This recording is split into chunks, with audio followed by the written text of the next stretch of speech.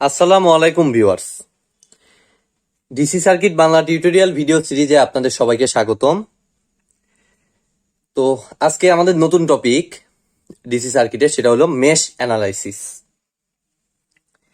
তো আমি সরাসরি সার্কিটে চলে যাচ্ছি, সেখান থেকে আমি এক্সপ্লেইন করব আমি কেভিএল এর মাধ্যমে কিভাবে মেশ অ্যানালাইসিসটা করতে পারি।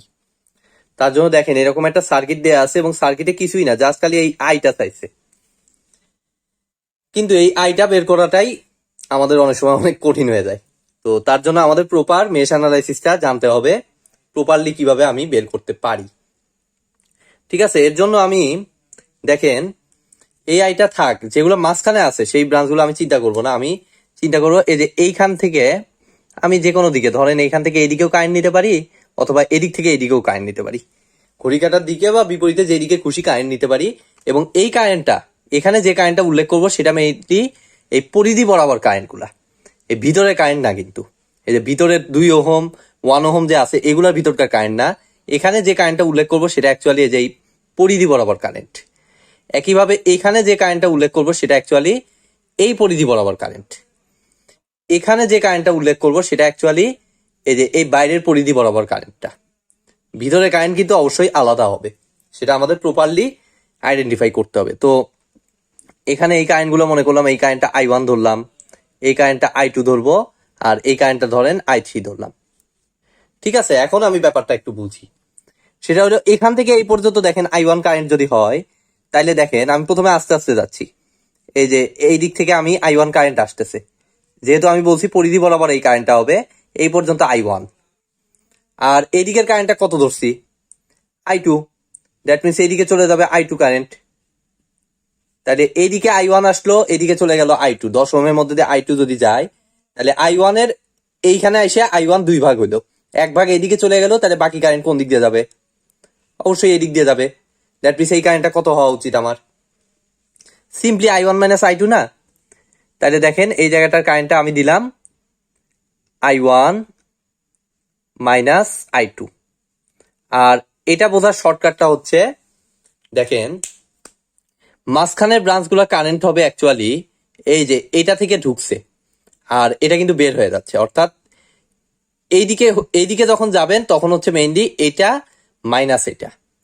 আর যখন এইদিকে আসবেন তখন এই যে এই প্রান্তটা আগে আগে আসতেছে, I2 প্রান্ত মাথাটা আগে আসতেছে। That means I2 minus I1 হবে।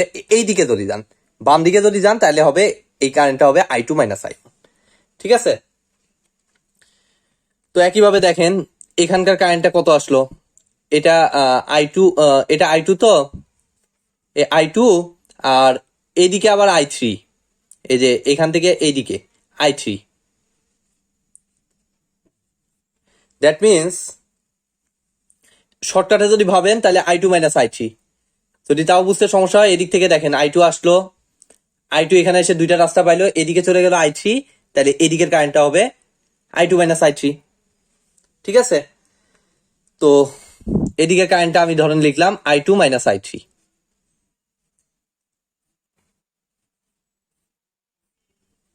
ঠিক আছে, এখন দেখেন এই যে এইদিকের কারেন্টটা আমার লাগবে। এইদিকে কারেন্টটা আমি ধরলাম কত? দেখেন I1 এর এই মাথাটা এখানে আসতেছে, আগে আসতেছে I1 এর মাথাটা, আর I3 তো বের হয়ে যাচ্ছে। আউটগোয়িং, ইনকামিং মাইনাস আউটগোয়িং সবসময় এই মাঝখানের ব্রাঞ্চে সবসময় ইনকামিং মাইনাস আউটগোয়িং হবে। অর্থাৎ এখানে হওয়া উচিত I1 মাইনাস I3।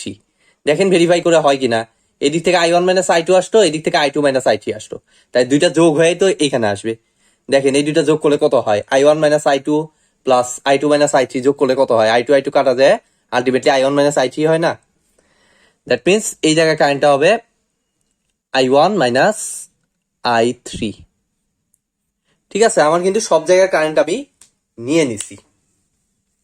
এখন 3টা লুপ তো আগের ক্লাসেই বলছি, বদ্ধ যে জায়গাগুলা অবশ্যই নন ইন্টারসেক্টিং, সেই জায়গাগুলোকে বলা হয় এক একটা লুপ।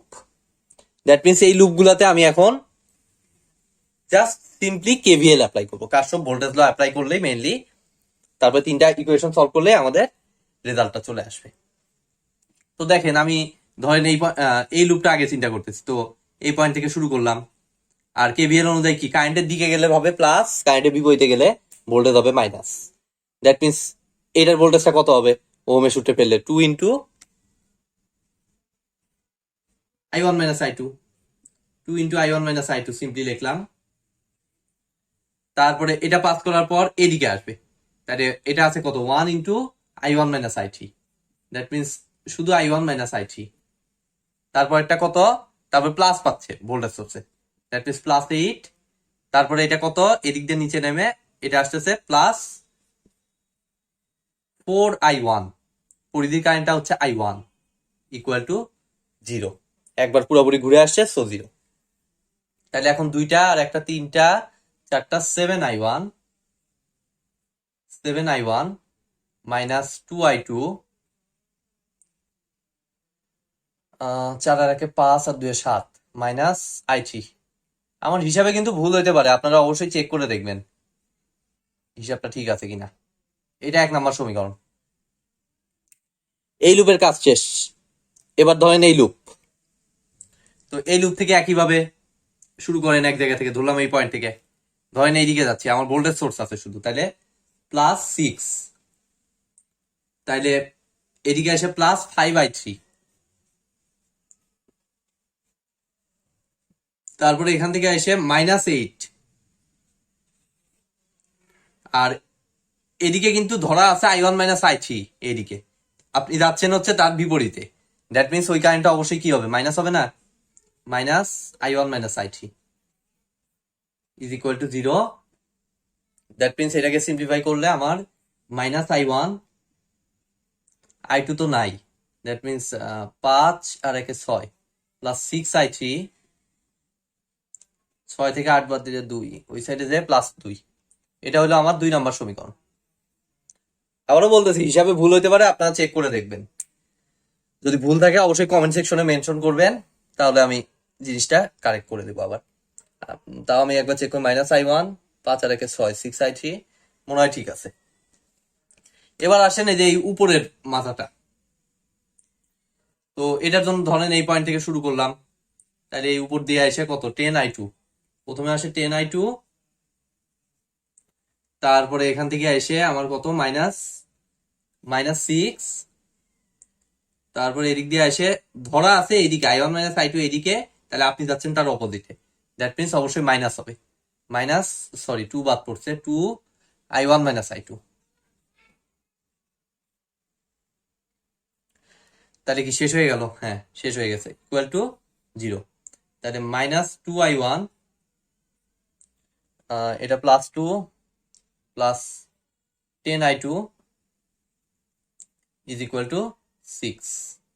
3 নাম্বার সমীকরণ। 3টা আননোনের জন্য 3টা সমীকরণ পেয়ে গেছেন। মাইনাস 2I1,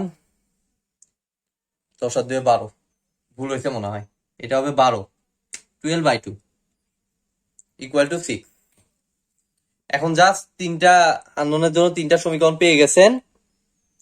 এখন সিম্পলি জাস্ট ক্যালকুলেটরের মাধ্যমে 3টা সমীকরণ সমাধান করবেন, তাহলে রেজাল্টটা চলে আসা উচিত। আমি একটু সমাধান করে দেখি। আমার প্রথমটা 7 মাইনাস 2 মাইনাস 1 মাইনাস 8, তারপর একটা মাইনাস 1 0 6 2 মাইনাস 2 12 0 6।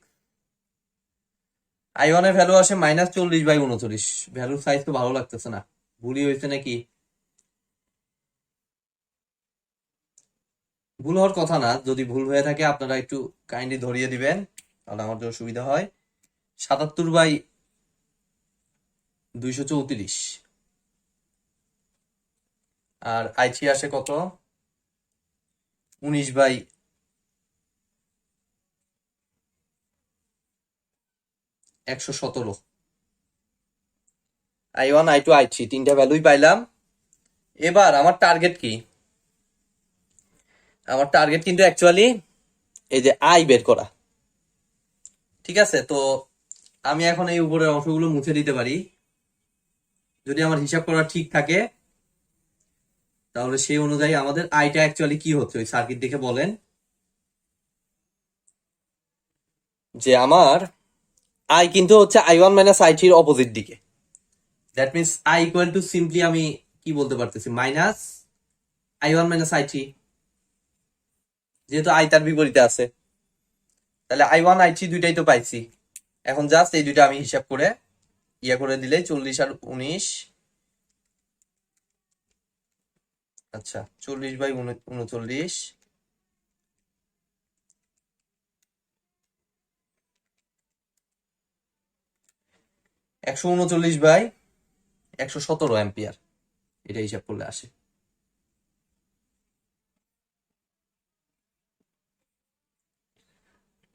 তারপরে আপনারা হিসাব করে দেখবেন যে রেজাল্টটা ঠিক আছে কিনা। আমি আজকে ভিডিওটি এখানেই শেষ করছি। যদি ভিডিওটি ভালো লেগে থাকে অবশ্যই একটি লাইক দিবেন, বন্ধুদের সাথে বেশি বেশি শেয়ার করবেন, আর চ্যানেলে যদি নতুন হয়ে থাকেন অবশ্যই এটি সাবস্ক্রাইব করবেন। ধন্যবাদ।